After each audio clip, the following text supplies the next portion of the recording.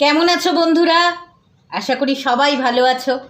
আজ father's day, আর father's day উপলক্ষে আজ আমি পাঠ করছি মীনাক্ষী দাসের লেখা বাবা।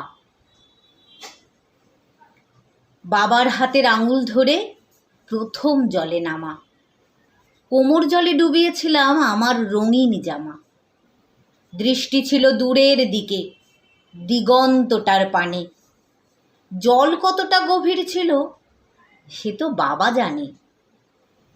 ওসব নিয়ে ভাবিনি, তাই খেলার ছলে ছলে নিশ্চিন্তে ডুব দিয়েছি বাবা আছে বলে।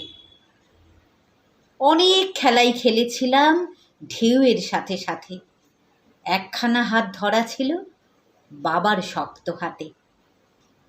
ছোট হলেও বুঝেছিলাম ডুববো না টুপ করে, কারণ সেদিন আমি ছিলাম বাবার আঙুল ধরে। আমার বাবা এবং সমস্ত বাবারা ভালো থাকুন।